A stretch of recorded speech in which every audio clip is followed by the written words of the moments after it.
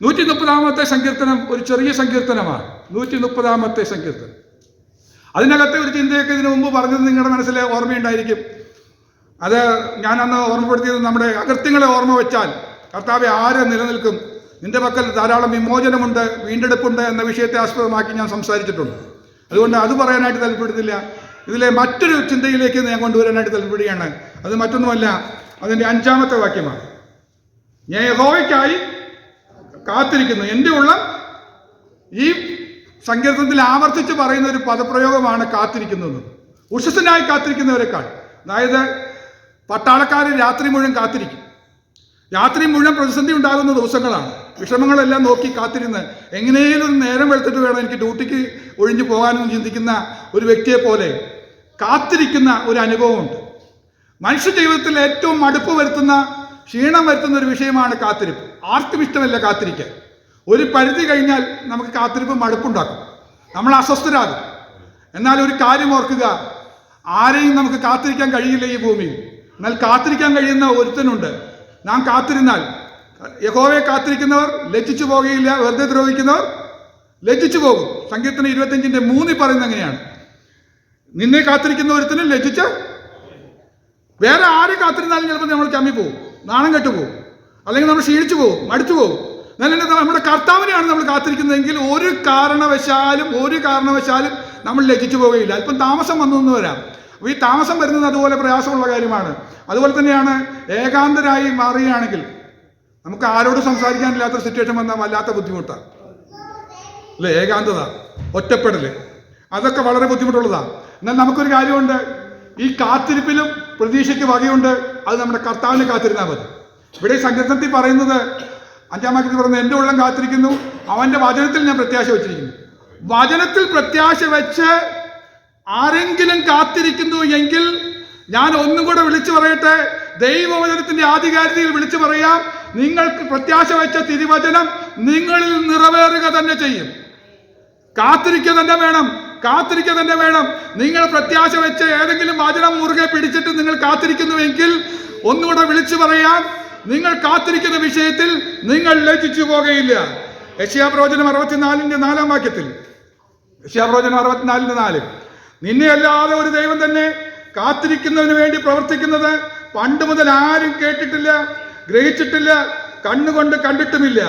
നിന്നെ അല്ലാതെ ഒരു ദൈവം, വേറെ ആരെയും കാത്തിരുന്നിട്ടൊരു കാര്യമില്ല. നമ്മുടെ ദൈവത്തെ അല്ലാതെ വേറെ ആരെയും കാത്തിരിക്കണ്ട, അവരെന്നെ സഹായിക്കും, അവര് എനിക്ക് വേണ്ടി പ്രവർത്തിക്കും എന്നൊന്നും ചിന്തിച്ച് ഒരിക്കലും കാത്തിരിക്കരുത്. ദൈവത്തെ മാത്രമേ കാത്തിരിക്കാവൂ. നമ്മുടെ എല്ലാ ആവശ്യങ്ങളിലും എന്ത് പ്രതിസന്ധി ഉണ്ടെങ്കിലും കാത്തിരിക്കാൻ കൊള്ളാകുന്ന ഒരാളെ ഉള്ളൂ, അത് നമ്മുടെ ദൈവം തന്നെയാണ്. ആ ദൈവത്തെ കാത്തിരിക്കുകയാണെങ്കിൽ ഒരിക്കലും ലജ്ജിച്ചു പോകുകയില്ല. പിന്നെ എന്താ ഈ താമസം വരുന്നത്, കാത്തിരിക്കേണ്ടി വരുന്നത് എന്താ? പെട്ടെന്ന് നിർവഹിച്ചു തന്നൂടെ? യെശയ്യാപ്രവചനം 30:18 വാക്യം വായിക്കാം. യെശയ്യാപ്രവചനം 30:18, ഐസയ ചാപ്റ്റർ 30:18. ഫസ്റ്റ് പറഞ്ഞത് 64:4 ആണ് പറഞ്ഞത്, ഇപ്പൊ 30:18. അതുകൊണ്ട് യഹോവ നിങ്ങളോട് കൃപ കാണിപ്പാൻ താമസിക്കുന്നു. ചിലപ്പോൾ ചില കാര്യത്തിൽ കൃപ കാണിപ്പാൻ ദൈവം താമസിക്കുന്നു. കരുണ കാണിക്കാതെ വണ്ണം ഉയർന്നിരിക്കുന്നു. യഹോവ ന്യായത്തിന്റെ ദൈവമല്ലോ, അവനായി കാത്തിരിക്കുന്നവരൊക്കെയും ഭാഗ്യവാൻ. ചിലപ്പോൾ കർത്താവ് താമസിക്കും, പക്ഷെ എന്നിട്ടും കാത്തിരുന്നാൽ നിങ്ങൾ ഭാഗ്യവാന്മാരാ. ആർക്കും ലഭിക്കാത്തത് ലഭിക്കുന്നവരെയാണ് ഭാഗ്യവാൻ എന്ന് പറയുന്നത്. മറ്റു പലർക്കും ലഭിക്കാതെ നമുക്ക് വേണ്ടി ഒരുക്കിയ സ്പെഷ്യൽ ആയിട്ടുള്ളത് കിട്ടുമ്പോഴാണ് നമ്മൾ ഭാഗ്യവാൻ എന്ന് പറയുന്നത്. കർത്താവിനെ കാത്തിരിക്കുന്നവർക്കുള്ള പ്രത്യേകത, അവർക്ക് മറ്റാർക്കും ലഭിക്കാത്ത ഏറ്റവും സ്പെഷ്യലായ ഒരു വലിയ നന്മ ലഭിക്കും. അതുകൊണ്ട് അവരെ വിളിക്കുന്ന പേരാണ് ഭാഗ്യവാൻ. പക്ഷേ ഈ വാക്യം തുടങ്ങിയത് ഇങ്ങനെയാണ്, അതുകൊണ്ട് കരുണ കാണിപ്പാൻ താമസിക്കുന്നു, കൃപ കാണിപ്പാൻ താമസിക്കുന്നു. എന്താ കാര്യം? ഇതിന്റെ 16-ാം വാക്യം വായിച്ചാൽ നമുക്ക് കാണാൻ കഴിയും. ഞങ്ങൾ കുതിരക്കർ പുറത്തു കയറി ഓടിപ്പോകുമെന്ന് നിങ്ങൾ പറഞ്ഞു. നമ്മൾ ചില കാര്യങ്ങളൊക്കെ ഇടയ്ക്ക് പറഞ്ഞു. ദൈവത്തെ കാത്തിരിക്കുന്ന ദൈവമക്കൾ ചിലർ പറഞ്ഞു, എൻ്റെ സ്വന്തം ഞാൻ അങ്ങനെ ചെയ്യും, ഞാൻ ഇങ്ങനെ ചെയ്യും എന്നൊക്കെ പറഞ്ഞ് നമ്മൾ ആ കാര്യത്തിന് വേണ്ടി ചില കാര്യങ്ങളൊക്കെ ഒരുക്കുകയും ക്രമീകരണമൊക്കെ ചെയ്ത് നമ്മളങ്ങ് ചിലതങ്ങ് പറഞ്ഞു വെച്ചു. അത് ദൈവത്തിന് ഇഷ്ടപ്പെട്ടില്ല. അതുകൊണ്ടായി താമസിക്കുന്നത്. നിന്നെ അല്ലാതെ വേറെ ആരെയും കാത്തിരിക്കാതെ ദൈവത്തിൽ മാത്രം പ്രത്യാശ വെച്ചുകൊള്ളുക. ദൈവത്തിൽ പ്രത്യാശ വയ്ക്കുക. നിന്റെ ഉള്ളം ഉറച്ചിരിക്കട്ടെ. അതേ യഹോവയിൽ പ്രത്യാശ വയ്ക്കുക. അത് നമ്മൾ വിട്ടുപോകുമ്പോഴാണ് ഈ താമസം വരുന്നതെന്ന് പറഞ്ഞാൽ, അത് വെറുതെ താമസിപ്പിക്കുന്നതല്ല. അതും മനസ്സിലായി നമ്മൾ പറഞ്ഞ കാര്യങ്ങളൊക്കെ നമ്മളങ്ങ് അടിയറവ് പറയേണ്ട ഒരു ഘട്ടം വരും. അടിയറവ് പറഞ്ഞ് നമ്മൾ പറയും, എന്നെ കൊണ്ട് കഴിവില്ലപ്പ, കർത്താവ് തന്നെ എന്നെ സഹായിക്കണമേ, എന്നോട് കരുണ കാണിക്കണമേ, അങ്ങ് തന്നെ പ്രവർത്തിക്കണമേ, അങ്ങേക്ക് വേണ്ടി ഞാൻ കാത്തിരിക്കാന്ന് അവസാന ഘട്ടത്തിലൊന്ന് പറയും. അത് കേൾക്കാൻ വേണ്ടി കർത്താവ് കാത്തിരിക്കുക, പ്രവർത്തിക്കുക. അതാണ് കർത്താവ് കാത്തിരിക്കുന്നത്. ഈ യെശയ്യാ പ്രവചനം 25:9 വായിക്കുന്നത് ഇങ്ങനെയാണ്: അന്നാളിൽ ഇതാ നമ്മുടെ ദൈവം, അവനെ എത്ര നാം കാത്തിരുന്നത്, അവനെ എത്ര നമ്മൾ കാത്തിരുന്നത്, അവൻ നമ്മെ രക്ഷിക്കും, അവൻ നമ്മെ രക്ഷിക്കും. നമ്മുടെ ദൈവത്തെ കാത്തിരുന്നാൽ നമ്മുടെ ദൈവം നമ്മെ രക്ഷിക്കുക തന്നെ ചെയ്യും. ആരെ എന്ത് പ്രതിസന്ധി വന്നാലും, രോഗം വന്നാലും, കഷ്ടം വന്നാലും, ക്ലേശം വന്നാലും ഭാരപ്പെടേണ്ടതില്ല, ഉറച്ചിരിക്കുക. കർത്താവ് രക്ഷിക്കും. വൈദ്യശാസ്ത്രം രക്ഷിക്കില്ല, ധനവാന്മാർ നമ്മെ സഹായിക്കില്ല, പ്രഭുക്കന്മാരിൽ ആശ്രയിക്കേണ്ട, സഹായിക്കാൻ കഴിയാത്ത മനുഷ്യപുത്രന്മാരിൽ ആശ്രയിക്കേണ്ട. എന്റെ കർത്താവ് രക്ഷിക്കുന്നവനാണ്. ഈ വിഷയത്തിൽ ഞാൻ കാത്തിരിക്കുന്നത് മറ്റൊന്നുമല്ല, എന്റെ ദൈവത്തെ കാത്തിരിക്കുന്നതുകൊണ്ട് അവൻ നമ്മെ രക്ഷിക്കും. അവൻ തന്നെ യഹോവ, അവനെ എത്രയാ നാം കാത്തിരുന്നത്. അവന്റെ രക്ഷയിൽ നമുക്ക് ആനന്ദിച്ച് സന്തോഷിക്കാം എന്ന് പറയും. കാത്തിരുന്ന് കഴിഞ്ഞ് നമുക്ക് ആ രക്ഷ കിട്ടുമ്പോ, ദൈവം നമ്മെ രക്ഷിക്കുമ്പോ, നമ്മുടെ തലമുറയെ വിടുവിക്കുമ്പോ, നമുക്ക് വേണ്ടുന്ന നന്മകൾ ഒരുക്കി കഴിയുമ്പോ ഒരു കാര്യം ഉറപ്പാണ്, നമ്മൾ ആനന്ദിച്ച് സന്തോഷിക്കും എന്ന് നമ്മൾ ഒരുമിച്ച് എല്ലാവരും കൂടെ ദൈവസഭയെ പറയാൻ പോകുക. കഴിഞ്ഞ കുറെ ദിവസങ്ങളായിട്ട്, കഴിഞ്ഞ കുറെ മാസങ്ങളായി, ചില വർഷങ്ങളായിട്ട് ചില വിഷയത്തിന് വേണ്ടി കാത്തിരിക്കുന്ന പ്രിയപ്പെട്ടവരോട് ഇന്ന് ദൂത് പറയാനുണ്ട്. ദൈവസഭയിൽ ചേർന്ന് വന്ന് നാം ഒരുമിച്ച് ആനന്ദിച്ച് സന്തോഷിക്കുന്ന ദിവസങ്ങൾ ആഗതമാകാറായി. നാം ഒന്നും കൂടെ ഒന്ന് ക്രമീകരിക്കപ്പെട്ടാൽ മതി, ഒന്നും കൂടെ ഒന്ന് ക്രമീകരിക്കപ്പെട്ടാൽ മതി. എന്റെ ബലമോ എന്റെ ചിന്തയെ പോലെ അല്ല, ദൈവത്തിന്റെ ചിന്ത ഉന്നതമായതും ശ്രേഷ്ഠമായതുമാണ്, അതിൽ ഞാൻ ആശ്രയിക്കുമെന്ന് പറഞ്ഞുകൊണ്ട് എന്റെ ദൈവത്തിൽ ശരണപ്പെട്ടാൽ നിശ്ചയമായും നമുക്ക് വിജയിക്കാനായിട്ട് കഴിയും. ഇനി ഞാൻ കാത്തിരിക്കേണ്ട വിഷയങ്ങൾ ഒത്തിരി വിഷയങ്ങളുണ്ട്. വേദപുസ്തകത്തിൽ ഉടനീളം നോക്കിയാൽ ധാരാളം വിഷയങ്ങൾ കാത്തിരിക്കണം. എന്നാൽ പ്രധാനമായി 5 വിഷയങ്ങൾ ഞാൻ നിങ്ങളുടെ ശ്രദ്ധയെ കൊണ്ടുവരാൻ താല്പര്യപ്പെടുകയാണ്. നാം കാത്തിരിക്കേണ്ട 5 വിഷയങ്ങൾ ഞാൻ നിങ്ങളുടെ ശ്രദ്ധയെ കൊണ്ടുവരാം. ഒന്ന്, നമുക്ക് വളരെ പരിചയമുള്ള വാക്യമാണ് 40-ാമത്തെ സങ്കീർത്തനം 1-2 വാക്യങ്ങൾ നമുക്ക് നല്ല കാണാപ്പാടം അറിയുന്ന: ഞാൻ യഹോവയ്ക്കായി കാത്തിരുന്നു, അവനെങ്കിലേക്ക് ചാഞ്ഞു, എൻ്റെ നിലവിളി കേട്ടു. നാശകരമായ കുഴിയിൽ നിന്നും കൊഴിഞ്ഞ ചേറ്റിൽ നിന്നും അവൻ എന്നെ കയറ്റി, എൻ്റെ കാലുകളെ ഒരു പാറമേൽ നിർത്തി, എൻ്റെ ഗമനത്തെ. അപ്പോ കാര്യങ്ങളെ ക്രമത്തിലായിട്ടില്ല. എന്തൊക്കെയോ പ്രശ്നങ്ങൾ എൻ്റെ വീട്ടിനകത്ത് നടക്കുന്നുണ്ട്, എന്റെ കാര്യങ്ങളൊന്നും ക്രമത്തിൽ പോകുന്നില്ല എന്ന് ചിന്തിക്കുകയാണെങ്കിൽ നിങ്ങൾ ചെയ്യേണ്ട കാര്യം കാത്തിരിക്കണം. കാത്തിരുന്നാൽ പോരാ, കാത്തിരിക്കണം. ഒരല്പം കൂടെ സമയം എക്സ്ട്രാ കൊടുത്ത് നിങ്ങൾ കാത്തിരിക്കണം. കാര്യങ്ങൾ അവൻ ക്രമത്തിലാക്കി തരും. നിന്റെ ഗമനത്തെ അവൻ സ്ഥിരമാക്കി തരും. നിന്റെ ഗമനത്തെ സ്ഥിരമാക്കി തരും. പോകുന്ന കാര്യങ്ങളെല്ലാം ക്രമമായി ചന്തമായി ഭംഗിയായി വീട്ടിലെ കാര്യങ്ങളൊക്കെ നടക്കുന്ന രീതിയിലേക്ക് കൊണ്ടുവരാൻ എൻ്റെ ദൈവത്തിന് കഴിയും. ഇവിടുത്തെ പ്രമേയം നമുക്കറിയാം, രക്ഷയുടെ സന്ദേശമാണ്. എന്നാൽ എനിക്കിന്ന് നിങ്ങളോട് പറയാനുള്ള, രക്ഷിക്കപ്പെട്ടവരോട് പറയാനുള്ള കാര്യം, നമ്മുടെ ജീവിതത്തെ ബന്ധപ്പെടുത്തി പറഞ്ഞ് ഒന്ന് ചിന്തിച്ച് ധ്യാനിച്ച് എന്നിട്ടൊന്ന് സ്തോത്രം പറഞ്ഞ് എന്താ പറയാനുള്ളത്? ക്രമത്തിലല്ലാത്ത കാര്യങ്ങളൊക്കെ ഒരു കുഴഞ്ഞ വന്തിയിൽ പോകുന്നു. കുഴഞ്ഞു പോകുക കാര്യങ്ങൾ. ഞാൻ വിചാരിക്കുന്ന പോലെ കാര്യങ്ങൾ പോകുന്നില്ല. അപ്പോഴേക്കും അടുത്ത പ്രശ്നം വന്ന് വീണ്ടും ഒന്നുകൂടെ കുഴഞ്ഞു. എങ്ങനെയാ കുഴയുന്നത്? നാശം. കുഴഞ്ഞു എന്ന് മാത്രമല്ല, നശിക്കാൻ പോകുക. അയ്യോ എന്ന് വിളിക്കുന്ന സിറ്റുവേഷൻ വരിക. അതാ നിലവിളിക്കുന്ന സിറ്റുവേഷൻ വരുന്നത്. കരയാതിരിക്കാൻ പറ്റുന്നില്ല. ഓർക്കുമ്പോ ദുഃഖം വരിക. എന്താ ഇങ്ങനെ കൊഴിഞ്ഞു പോകുന്നത്? ആകെ നാശമാണല്ലോ, എന്റെ കുടുംബം തകരുന്നല്ലോ, അയ്യോ ആ കാര്യം തകരുന്നല്ലോ, ഈ വിഷയത്തിൽ തകരാറ് വരുന്നല്ലോ എന്ന് ഓർത്ത് വിഷമിക്കുമ്പോ ഞാൻ വിളിച്ച് പറയുക, മറ്റാരിലും ആശ്രയിക്കേണ്ട, എന്റെ കർത്താവിനെ കാത്തിരിക്കുക. ഇന്ന് കാത്തിരുന്നു, 2 ദിവസം കൊണ്ട് നടന്നില്ലെന്ന് പറഞ്ഞുകൊണ്ട് വിഷമിക്കേണ്ട. ഒന്നും കൂടെ കാത്തിരിക്കേ. അവനായി കാത്തിരുന്നാൽ അവൻ എന്ത് ചെയ്യും? നിന്റെ കാലുകളെ ഒരു പാറമേൽ നിർത്തി ഉറപ്പിച്ച് ശരിയാക്കി തരും. ഇതെല്ലാം ശരിയാക്കി തരും. ഇനി കുഴഞ്ഞു പോകാത്ത വിധത്തിൽ, ഇനി കുഴഞ്ഞ അവസ്ഥയിലേക്ക്, നാശകരമായ കുഴിയിലേക്ക് പോകുന്ന അവസ്ഥയിലേക്ക് പോകാതെ നിന്നെ ഉറപ്പിച്ചു നിർത്തി, നിന്നെയും ഉറപ്പിച്ചു നിർത്തി ഗമനത്തെ സ്ഥിരമാക്കി തരും. റൂട്ടെല്ലാം ശരിയാക്കി തരുമെന്ന്, എല്ലാ ക്രമീകരണം ചെയ്തു തരുമെന്ന്. അങ്ങനെയാണെങ്കിൽ നമ്മൾ കാത്തിരിക്കേണ്ട ഒരു ഒന്നാമത്തെ വിഷയമാണ് ജീവിതത്തിലെ പ്രോബ്ലംസ്, കുടുംബത്തിലെ വിഷയങ്ങൾ, കുഴഞ്ഞിരിക്കുന്ന ഏത് വിഷയം ഉണ്ടെങ്കിലും അതിനുവേണ്ടി നമ്മൾ യത്നിക്കേണ്ട കാര്യമില്ല. നിലവിളിയോടെ, കണ്ണുനീരോടെ അവന് വേണ്ടി കാത്തിരുന്നാൽ മതി. കാത്തിരിക്കുന്നവർക്ക് വേണ്ടി പ്രവർത്തിക്കുന്ന ദൈവം ഇറങ്ങി വരാറായി. അവന്റെ കരം വരുന്നതൊന്ന് കണ്ടേ, അവന്റെ കരം നീട്ടി വരുന്നതൊന്ന് കണ്ടേ. എന്നെ രക്ഷിപ്പാനായി, എന്നെ കരം പിടിക്കുവാനായി ആ കരം പുറത്തേക്ക് വരുന്നത് ഒന്ന് ആത്മാവിൽ കണ്ടേ. ആത്മാവിൽ കണ്ടത് സ്തോത്രം ചെയ്താൽ മതി. ആ കരം നമ്മെ സ്പർശിക്കുക തന്നെ ചെയ്യും. വിശ്വാസത്തോടെ ഒന്ന് തൊട്ടേ, വിശ്വാസത്തോടെ ഒന്ന് തൊട്ടേ. നമ്മുടെ അടുത്തേക്ക് നീണ്ടു വരുന്ന കരം, നമ്മെ രക്ഷിപ്പാൻ, നമ്മെ ഉയർത്താൻ വരുന്ന കരത്തിലേക്ക് ഒന്ന് തൊട്ടേ. ഗ്ലോറി. 1 പത്രോസ് 5:6 വാക്യം, അതും പരിചയമുള്ള വാക്യം. അതുകൊണ്ട് അവൻ നമ്മെ തക്ക സമയത്ത് ഉയർത്തേണ്ടതിന് അതിൻ്റെ ബലമുള്ള കരങ്ങളിൽ ആ കരക്കീഴിൽ ഒന്ന് താണിരിക്കണം. ഉയർച്ച വേണമെന്ന് ആഗ്രഹിക്കുന്നെങ്കിൽ അത് ദൈവത്തിന്റെ വാഗ്ദത്തമാണ്. നീ താഴ്ചയല്ല, ഉയർച്ച തന്നെ പ്രാപിക്കും. വിശ്വാസത്തോടെ പറഞ്ഞാട്ടെ. നമ്മൾ താഴ്ച പ്രാപിക്കാനില്ല, നമുക്കൊരു ഉയർച്ചയുണ്ട്. കഴിഞ്ഞ നാളുകളിൽ നമ്മളെ ദൈവം ഉയർത്തിയ ദൈവമാ.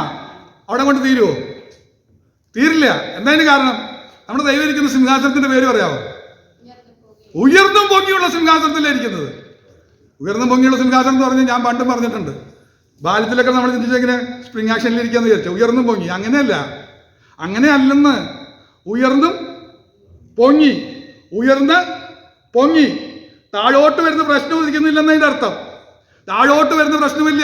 ഈ ലോകത്തിലെ കസേരയൊക്കെ ഒന്ന് പൊങ്ങും, ഒന്ന് താഴും, ഒന്ന് പൊങ്ങും, ഒന്ന് താഴും, ഇങ്ങനെയൊക്കെയാ. ഒരു കയറ്റം ഉണ്ടെങ്കിൽ ഒരു ഇറക്കണ്ടെന്ന് പറഞ്ഞതാണ് ഭൂമിയുടെ ശാസ്ത്രം. ലോകത്തിന് ചിന്തയാതാ. എന്നാൽ എൻ്റെ കർത്താവിന്റെ രീതി അങ്ങനെയല്ല. അവൻ ഉയർന്നും പൊങ്ങിയുമുള്ള സിംഹാസനത്തിൽ ഇരിക്കുന്നിടത്തോളം കാലം നിന്റെ ജീവിതത്തിൽ താഴ്ച വരാതെ നിന്നെ ഉയർത്തി കൊണ്ടുപോകാൻ അവന് കഴിയും. പക്ഷെ ഒരു കാര്യമുണ്ട്, ഒരു അല്പസമയം താണിരിക്കണം. ആ ബലമുള്ള കൈക്കീഴിൽ ഒന്ന് താണിരുന്നേ. ബലമുള്ള കൈക്കീഴിൽ കുറച്ചൊന്ന് താണിരുന്നേ. ഒരു അല്പനേരം വെയിറ്റ് ചെയ്യണം, അല്പനേരം വെയിറ്റ് ചെയ്യണം. നിശ്ചയമായും എൻ്റെ ദൈവം ഉയർത്തും. എനിക്കൊരു ഉയർച്ച ആവശ്യമാണ്. എൻ്റെ ജോലിയിൽ ഒരു ഉയർച്ച ആവശ്യമാണ്. എൻ്റെ സാമ്പത്തിക നിലയിൽ ഒരു ഉയർച്ച ആവശ്യമാണ്. എൻ്റെ ശാരീരികമായ നിലയിൽ, ശാരീരികമായ അവസ്ഥയിൽ, എൻ്റെ ഈ ക്ഷീണാവസ്ഥയിൽ എനിക്കൊരു ശക്തി ആവശ്യമാണെന്ന് ചിന്തിക്കുന്നുവെങ്കിൽ നിങ്ങൾ കാത്തിരുന്നാൽ മതി. അവന്റെ സന്നിധിയിൽ ഒന്ന് താണിരുന്നാൽ മതി. ഒന്ന് താഴാൻ മനസ്സുണ്ടോ? കർത്താവേ അങ്ങ് മാത്രം എന്ന് പറയുന്നതാണ് താഴ്മയുടെ വലിയൊരു ലക്ഷണം. കർത്താവേ ഞാൻ ഏതുമില്ല, എന്നെ രക്ഷിപ്പാൻ അങ്ങ് മാത്രം എന്ന് പറയുമ്പോൾ അവൻ നമ്മെ രക്ഷിക്കുക തന്നെ ചെയ്യും. ഞാൻ വേഗത്തിൽ മുന്നോട്ട് പോകാം. 40-ാം സംഖ്യ ഐശയ്യാ 40:31, 40:31 നമുക്ക് നല്ല പരിചയമുള്ള വാക്യ. എങ്കിലും യഹോവയെ കാത്തിരിക്കുന്നവർ ശക്തിയെ, അവർ കഴുകന്മാരെ പോലെ ചിറകടിച്ച് അവർ തളർന്നു പോകാതെ ഓടുകയും ക്ഷീണിച്ചു പോകാതെ നടക്കുകയും ചെയ്യും. ഇന്നത്തെ ഏറ്റവും വലിയ പ്രശ്നം അതാ. തളർന്നു പോകുന്നു, ക്ഷീണിച്ചു പോകുന്നു, ഓടാൻ പറ്റുന്നില്ല. എന്നാൽ കർത്താവിനായിട്ട് കാത്തിരിക്കുകയാണെങ്കിൽ ഒരു ശക്തി പകരാനുണ്ട്, ഒരു ശക്തി പകരാനുണ്ട്. മാളികമുറിയിൽ കാത്തിരുന്നവരുടെ അടുത്തേക്ക് ഒരു ശക്തി വന്നു. കൊടിയ കാറ്റടിക്കുന്നത് പോലെ, അഗ്നിനാവുകൾ പോലെ ഒരു ശക്തി വരുന്നുണ്ട്. ആ ശക്തി വരുമ്പോ എന്താ സംഭവിക്കുന്നത്? അവിടെ കൂടിയിരുന്ന ഇടത്തേക്ക് ദൈവശക്തി ഇറങ്ങി വന്നുവെങ്കിൽ ഞാൻ വിളിച്ചു പറയാറുണ്ട്, നമ്മുടെ വീട്ടിനകത്തേക്ക്, ആ വീട്ടിന് മുകളിലേക്ക് വരുന്ന ശക്തി വീട്ടിനകത്തേക്ക് ഇറങ്ങി വന്ന് വ്യക്തിജീവിതത്തിലേക്ക് വന്ന് അവരുടെ ഭാഷ മാറ്റി, അവരെ ശക്തീകരിച്ചു. ഒന്നും കൂടെ ഓർക്കുക, നമ്മുടെ ഭാഷ മാറ്റാൻ പോവുക. ഇപ്പൊ എന്താ പറയുന്നത്? എനിക്ക് വയ്യേ, എനിക്ക് ക്ഷീണമാണ്, എനിക്ക് വേദനയാണ്, അയ്യോ ഞാൻ നേരെ ആവുന്നില്ലേ, എനിക്കൊരു ഉയർച്ച കിട്ടുന്നില്ലേ, എൻ്റെ ഗതി ഇതേ അധോഗതിയാ, ഞാൻ ഒരിക്കലും നേരെയാവുമെന്ന് എനിക്ക് തോന്നുന്നില്ല, ഞാൻ ഇങ്ങനെ ഒതുങ്ങിപ്പോവുള്ളൂ. നമ്മളൊന്നും പറയാത്ത പോലെ ഉണ്ട്. നിങ്ങളൊന്നും ആരും പറഞ്ഞിട്ടില്ലെങ്കിലും വേണ്ടില്ല, ഞാൻ പറയാം. നമ്മുടെ യാക്കോബ് പറഞ്ഞില്ലേ, എൻ്റെ നിറയെ ദുഃഖത്തോടെ പാതാളത്തിലേക്ക് അയക്കുന്നു. എന്തിനു വേണ്ടിയിട്ടാ? മോന്റെ കാര്യം ഓർത്തതാ. മോന്റെ കാര്യം ഓർത്തപ്പോ അവനെ കാണാനില്ല, അവനെ ഇനി കിട്ടില്ല എന്ന് ഓർത്തപ്പോ പറഞ്ഞു പോയെന്ന്. ഇങ്ങനെ നമ്മൾ പറഞ്ഞ് നമ്മുടെ ഭാഷയെ മാറ്റാൻ ദൈവത്തിന് ശക്തി പകരുമ്പോഴാണ്. നമ്മൾ ക്ഷീണിച്ചത് പോയത് കൊണ്ടാ നമ്മുടെ ഭാഷയിൽ ഈ നിരാശയുടെ വാക്കുകൾ വന്നത്. നമ്മൾ തളർന്നു പോയത് കൊണ്ടാ നിരാശയുടെ വാക്കുകൾ നമ്മുടെ വായിൽ വരുന്നത്. ഇത് നിർത്തിയേ, നിന്നെ ഒന്ന് ശക്തീകരിക്കാൻ ദൈവം ആഗ്രഹിക്കുക. ഒന്ന് കാത്തിരുന്നേ, എനിക്ക് ശക്തി വേണം, ഞാൻ ഇനി ക്ഷീണിച്ചു പോകില്ല. കഴുകന്മാര് ചിറകടിച്ച് കയറുന്നത് പോലെ ഞാനൊന്ന് കയറി മുന്നോട്ട് പോകാൻ ആഗ്രഹിക്കുക. ഞാൻ ഒന്നും കൂടെ ഉയർന്നു പോകാൻ ആഗ്രഹിക്കുക. അതിനു വേണ്ടുന്ന ദൈവത്തിന് ശക്തി പകരുമ്പോൾ ഒന്നാമത് സംഭവിക്കുന്നത് നമ്മുടെ ഭാഷ മാറ്റിത്തരും. ഇന്ന് സാക്ഷ്യം പറയാൻ പോവുക. നമ്മൾ പലരും സാക്ഷ്യം പറയാൻ പോവുക. ഭാഷ മാറി ഒന്ന് സാക്ഷ്യം പറയണം കേട്ടോ. ഭാഷ മാറി ഒന്ന് സാക്ഷ്യം പറയണം. എനിക്കൊരു വിശ്വാസം ഇന്ന് വന്നിട്ടുണ്ട്. വചനം കേട്ടപ്പോൾ ഒരു വിശ്വാസം വന്നിട്ടുണ്ട്. എൻ്റെ ജീവിതത്തിൽ ദൈവം നന്മ ചെയ്യാൻ പോവുക, എൻ്റെ കുടുംബത്തിന് വേണ്ടി ദൈവം ഒരു അനുഗ്രഹം ചെയ്യാൻ പോവുക. മൗനമായിരിക്കല്ലേ, വിശ്വാസമുള്ളവർ എഴുന്നേറ്റ് സാക്ഷ്യം പറഞ്ഞോണം. ഒരു രണ്ടുപേരെങ്കിലും പറഞ്ഞേക്കണം, ഞാനത് വിശ്വാസത്തോടെ ഏറ്റെടുക്കുന്നു, എനിക്ക് വേണ്ടി ദൈവം പ്രവർത്തിക്കുന്നു. ഭാഷ മാറ്റി ഒന്ന് സാക്ഷ്യം പറയണം. എനിക്ക് വേണ്ടി എല്ലാവരും പ്രാർത്ഥിക്കണം. കഴിഞ്ഞ നാളിൽ പ്രാർത്ഥിച്ച് പോരാന്ന് പറയുന്ന രീതിക്ക് പകരം ഒന്നുകൂടെ പറയണം, എനിക്ക് ചില നന്മ ലഭിക്കാൻ പോവുക, അത് സാക്ഷ്യം പറയാൻ ഞാൻ ആഗ്രഹിക്കുന്നു എന്നൊക്കെ പറഞ്ഞ് ഒന്ന് സന്തോഷത്തോടെ ഞാൻ ഒന്നുകൂടെ ചോദിക്കട്ടെ, എത്ര നാളായി സന്തോഷത്തോടെ സാക്ഷ്യം പറഞ്ഞിട്ട്? എന്താ മൗനമായിരിക്കുന്നത്? കർത്താവ് നമുക്ക് ദ്രോഹം ചെയ്തു എന്ന് പറഞ്ഞിട്ടാണ് പിണങ്ങിയിരിക്കുകയാണോ? ഒരിക്കലരുതേ. അവനായി കാത്തിരിക്കുന്നവർ അവനോട് പിണങ്ങരുത്. അവന് പ്രത്യാശ വയ്ക്കുക, അവന്റെ വചനത്തിൽ പ്രത്യാശ വെച്ച് അവനായി കാത്തിരിക്കുക. ശക്തിയെ പുതുക്കും. അങ്ങനെ ഒരു അനുഭവം ഉണ്ടെങ്കിൽ ആള് കൂടി വരും. ദൈവസഭയിൽ ആള് കൂടി വരും. ദൈവസഭ നിറഞ്ഞ് കവിയും. ഭാഷ മാറി ദൈവസഭയിൽ സംസാരിച്ചു തുടങ്ങി. നമ്മുടെ നിരാശയുടെ വാക്കുകൾ, ക്ഷീണിക്കുന്ന വാക്കുകൾ മാറ്റി ഒന്ന് സംസാരിച്ചു തുടങ്ങി. നിശ്ചയമായും ദൈവസഭയിൽ ആള് കൂടും. ഇനി ഒന്നുകൂടെ പറയാം, പേടിച്ചോടുന്ന പത്രോസ് ഇപ്പൊ ധൈര്യമായിട്ട് എഴുന്നേറ്റ് നിൽക്കും. ഭീരുത്വം മാറും, അപകർഷതാ ബോധം മാറും. എന്നിട്ട് പത്രോസ് വിളിച്ചു പറയാ, നിങ്ങൾ ക്രൂശിച്ചു കൊന്ന നസ്രയനായ യേശുവിനെ എന്ന് പറയാനുള്ള ധൈര്യം. അവരാരെങ്കിലും ഉദ്രവിച്ചെന്ന് പറഞ്ഞാൽ ഓടിപ്പോയിരുന്ന മനുഷ്യൻ ഇപ്പൊ വിളിച്ചു പറയാ, നിങ്ങൾ ക്രൂശിച്ചു കൊന്ന വിളിച്ചു പറയാനുള്ള ധൈര്യം വന്നത് എവിടുന്നാണ് എന്ന് പറഞ്ഞാൽ മനസ്സിലായോ? നമ്മുടെ അപകർഷതാ ബോധം എല്ലാം മാറ്റും. ഓ ഹല്ലേലൂയ. നമ്മുടെ ധൈര്യം ഒക്കെ ചോർന്നു പോയ ധൈര്യമെല്ലാം വീണ്ടും വന്ന് ശക്തിപ്പെടും. നമ്മൾ ധൈര്യത്തോടെ സംസാരിക്കാൻ തുടങ്ങും. ഇപ്പൊ ഒച്ച പോയി, സംസാരമില്ല, സാക്ഷ്യമില്ല, പ്രാർത്ഥിക്കാൻ മനസ്സില്ല. ഈ സ്ഥിതിയൊക്കെ ഒന്ന് മാറി നമ്മൾ ബലപ്പെടാൻ പോകുക. ഒന്ന് കാത്തിരുന്നേ, ഇന്ന് നമ്മൾ കാത്തിരിക്കാൻ പോകുക. ചില ദിവസങ്ങൾ നമ്മൾ ദൈവസന്നിധിയിൽ ഒന്ന് കാത്തിരിക്കുക. അടുത്ത കുറച്ച് ദിവസങ്ങൾ നമ്മൾ വിഷയം പറഞ്ഞ് കാത്തിരിക്കാൻ പോവുക. കർത്താവേ, ഈ ദിവസങ്ങളിൽ അടുത്ത ഞായറാഴ്ച എനിക്ക് സാക്ഷ്യം പറയണം, അടുത്ത ഞായറാഴ്ച വിടുതലിന്റെ സാക്ഷ്യം പറയണം, എന്ത് ദൈവം ചെയ്ത നന്മയെക്കുറിച്ച് എനിക്ക് സാക്ഷ്യം പറയണം എന്നുള്ള തീരുമാനത്തോടെ ആയിരിക്കണം. അബ്രഹാം ഏതാണ്ട് 25 വർഷം കാത്തിരുന്നു എന്ന് പറയുന്നത് വാഗ്ദത്തങ്ങൾക്ക് വേണ്ടി. വാഗ്ദത്തം കിട്ടിയിട്ട് 25 വർഷം കാത്തിരിക്കേണ്ടി വന്നു. എത്ര വർഷമാണ്? നമുക്ക് 1 വർഷം കാത്തിരിക്കാൻ പറ്റിയിട്ടില്ല. 25 years, 25 വർഷമൊക്കെ, അത് കൂടുതൽ വേണോ? സ്തോത്രം. ദൈവമക്കളെ, നമുക്ക് സാക്ഷ്യം പറയാനായിട്ട് ദൈവം ഒരു വാഗ്ദത്തം തന്നിട്ടുണ്ടെങ്കിൽ നമ്മുടെ കണ്ണടയുന്നതിന് മുമ്പ് വാഗ്ദത്തം നിറവേറിയ സാക്ഷ്യം നമ്മൾ പറയുക തന്നെ ചെയ്യും. ഇസ്ഹാക്ക് ജനിച്ചപ്പോൾ ഒരു ബർത്ത്ഡേ പാർട്ടി ഒരുക്കി. അബ്രഹാം തൻ്റെ മകൻ, ഇത് തന്നെ കറക്റ്റ്. ഇസ്ഹാക്ക് ജനിച്ചപ്പോൾ ഒരു ബർത്ത്ഡേ പാർട്ടി ഒരുക്കിയതായിട്ട് വേദോസ്തത്തിൽ വായിക്കുന്നുണ്ട്. വലിയൊരു വിരുന്ന് കഴിച്ചെന്ന് പറഞ്ഞു. കാരണം എന്താ? വലിയ സന്തോഷം കിട്ടിയിട്ടുണ്ടാകും. വലിയ സന്തോഷം കിട്ടിയ നമ്മുടെ കുഞ്ഞുങ്ങൾ ജനിച്ച ബർത്ത്ഡേ ഒക്കെ ഓർക്കുമ്പോൾ ഒരു സന്തോഷം തോന്നിയ ചെറിയ പാർട്ടി ഒന്നും നടത്തിയാൽ പോരെ. സന്തോഷം വന്നാലേ പറ്റുള്ളൂ. വലിയ പാർട്ടി നടത്തണം, ഒരു കുഴപ്പമില്ല. ധൈര്യമായിട്ട് നടത്തിയാൽ മതി. എല്ലാവർക്കും പങ്കെടുക്കാൻ പറ്റും, എല്ലാവരും സന്തോഷിക്കുകയും ചെയ്യും. നമുക്കൊരു ചെറിയ പ്രയാസമുണ്ട്, അങ്ങനെ വല്ല നടത്തിയ വല്ല നാണക്കേടുണ്ടോ? ഒരു നാണക്കേടുമില്ല, നല്ല കാര്യമാണ്. സ്തോത്രം. ദൈവത്തെ സ്തുതിക്കാനും മഹത്വം കൊടുക്കാനും ഇത് കാരണമായി തീരും. അപ്പോൾ വാഗ്ദത്തങ്ങൾക്ക് വേണ്ടി നമ്മൾ ചിലപ്പോൾ കാത്തിരിക്കണം. കാത്തിരുന്ന വാഗ്ദത്തം നിറവേറി സന്തോഷിക്കാൻ കഴിയും. വലിയ സന്തോഷമാണ് ദൈവം ഒരുക്കാൻ പോകുന്നത്.